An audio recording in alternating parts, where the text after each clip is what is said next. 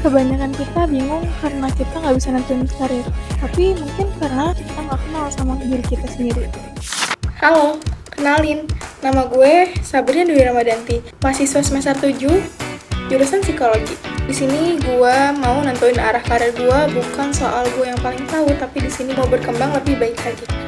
Dari hasil wawancara yang gue lakuin kemarin, gue dapat beberapa insight. Beliau bilang, bukan siapa yang paling lama bertahan, tapi siapa yang mau dan lama-lama untuk belajar dan terus mencoba. Dan kata-kata itu bikin gue sadar ternyata proses itu penting untuk kita melangkah.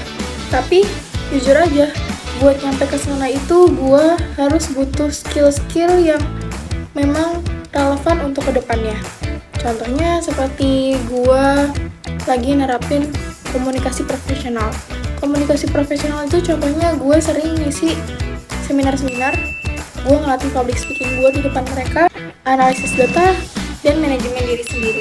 Karena passion doang itu nggak cukup buat diri kita, tapi skill-skill yang relevan yang mampu membawa kita sampai nanti ke depannya. Tapi teman-teman, dari semua hal yang gue sebutin tadi, kegiatan-kegiatan yang gue lakuin itu nggak langsung gue ada di titik itu. Gue nyoba dari awal, gue nyoba dari nol, gue berusaha daftar volunteer buat ningkatin komunikasi gue.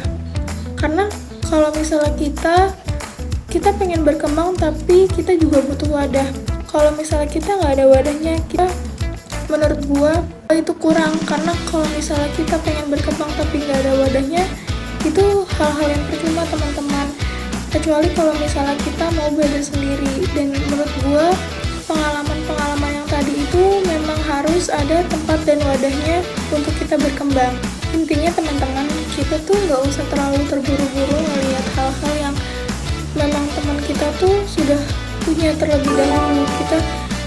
Kita melihat teman-teman kita banyak yang sudah sampai di tempat tujuan, tapi kita tidak tahu hal apa yang mereka lakukan sebelum sampai di tempat tujuan tersebut. Jadi pesan dari gue, semangat terus buat tingkatin skill-skill kalian yang mau serius ke jenjang karir. Karena posisinya kalau misalnya kita nggak mau serius, kita nggak mau tekun dengan skill-skill yang kita punya, itu bakal sia-sia teman-teman.